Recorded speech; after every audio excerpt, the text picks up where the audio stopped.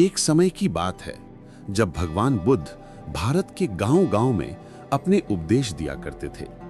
उस दिन ठंडी हवा बह रही थी, पेड़ों पर बैठे पक्षी शांत थे और लोगों की भीड़ गहरी शांति में डूबी हुई बुद्ध को सुन रही थी। उनकी वाणी मानो मन को छू लेती थी।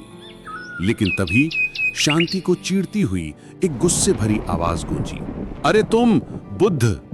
भीड़ चौंक पड़ी। एक आदमी, चेहरा तमतमाया हुआ, आंखें आग की तरह लाल, भीड़ को चीरता हुआ बुद्ध की ओर भाग रहा था।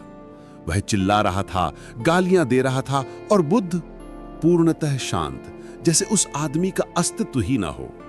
लेकिन यह आदमी अपनी उपेक्षा बर्दाश्त नहीं कर पाया। गुस्से से वह बुद्ध के बिल्कुल पास आया और उनके चेहरे पर थूक दिया। भीड़ की सांसें रुक गईं।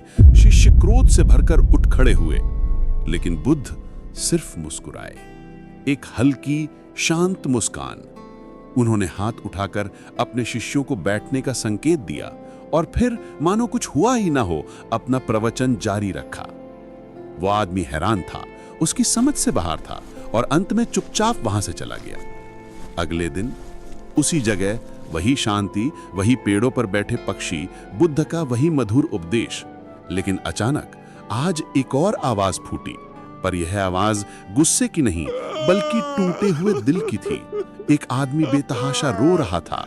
लोगों ने देखा, वह वही आदमी था। वह दौड़ता हुआ बुद्ध के चरणों में गिर पड़ा। क्षमा कीजिए प्रभु, कृपा करके क्षमा कीजिए, मैं अपने अपराध से जल रहा हूँ, मैं शर्मिंदा हूँ, मुझे माफ कर दीजिए। वह इतना रोया कि उसकी आवाज कांपने लगी। उसने बुद्ध के पैर पकड़ लिए। पश्चाताप उसे भीतर ही भीतर तोड़ रहा था। शिष्य और लोगों को लगा अब बुद्ध जरूर कुछ कहेंगे। तब बुद्ध ने उसे उठाया, आंखों में वही शांति, वही करुणा, और बोले, मैंने कल कोई अपमान लिया ही नहीं, तो आज मैं तुम्हें किस बात के लिए क्षमा करूं? आदमी स्तब्ध था, भीड़ मौन थी। बुद्ध आगे बोले, कल तुम क्रोध में थे, स्वयं पर नियंत्रण नहीं था। तुम्हारा गुस्सा तुम्हारा था। आज तुम पछता रहे हो, यह भी तुम्हारा ही है।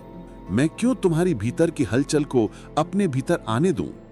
याद रखो, जब तक तुम अपने मन की लगाम अपने हाथ में नहीं ले लेते, दुख तुम्हारा पीछा नहीं छोड़ेगा। और वो आदमी पहली बार समझ गया कि बाहरी दुनिया नहीं, मनुष्य का अपना मन उसकी शांति का निर्माता है।